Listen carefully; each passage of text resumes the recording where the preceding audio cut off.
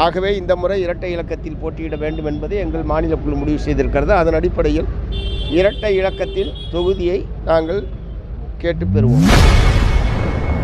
செய்தியாளர்களை சந்தித்து பேசிய மார்க்சிஸ்ட் கம்யூனிஸ்ட் கட்சி செயலாளர் சண்முகம் தங்களுக்கு இந்த முறை தேர்தலில் 2 இலக்கத்தில் சீட் வேணும் என அறிவித்துள்ளார். இந்திய யூனியன் முஸ்லீம் லீக்கினுடைய தலைவர் அப்படி தெரிவித்திருக்கிறார். எங்களிடம் அந்த மாதிரியான எந்த விதமான கருத்துக்களையும் திராவிட முன்னேற்ற கழகத்தினுடைய தலைமை தெரிவிக்கவில்லை. நாங்கள் கடந்த முறை 6 தொகுதிகளுக்கு ஒத்துக்கொண்டது என்பது அதிமுக பிஜேபி கூட்டணியை முறியடிக்க வேண்டும் என்கிற அந்த ஆட்சி தொலைய வேண்டும் என்கிற அடிப்படையில் நாங்கள் ஏற்றுக்கொண்டோம். அது மிக குறைவான தொகுதி என்பது தமிழ்நாட்டு மக்கள் அனைவருக்குமே தெரியும்.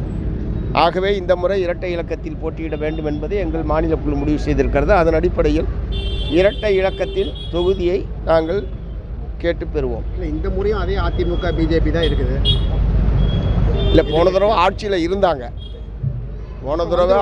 இருந்தாங்க. இந்த முறை ஆட்சியில் இல்லை, அவங்க வர்றதுக்கு முயற்சி பண்ணுறாங்க.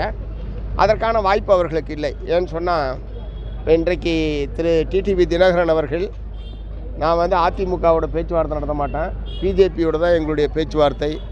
அதேமாதிரி அந்த அணியில் இருக்கிற ஜி.கே. வாசன் அவர்கள், நாங்கள் அதிமுகவோட பேச்சுவார்த்தை நடத்த மாட்டோம், பிஜேபியோட தான் எங்களுடைய பேச்சுவார்த்தை என்றெல்லாம் தெரிவித்திருப்பது என்பது அது ஒரு இயற்கையான கூட்டணி அல்ல, கட்டாயத்தின் பேரில் உருவாகி இருக்கிற கூட்டணி என்பதற்கு இவை எடுத்துக்காட்டு. திரு எடப்பாடி பழனிசாமி அவர்கள் தொடர்ந்து இந்த கூட்டணிக்கு அதிமுக தான் தலைமை தாங்குகிறது என்று திரும்ப அவர் சொன்னாலும் அந்த கூட்டணியில் இருக்கிற தலைவர்களே அதை ஏற்றுக்கொள்ளவில்லை. செய்திகளை உள்ளது உள்ளபடி தெரிந்து கொள்ள ரெஃப்ளெக்ட் நியூஸை சப்ஸ்கிரைப் பண்ணுங்க.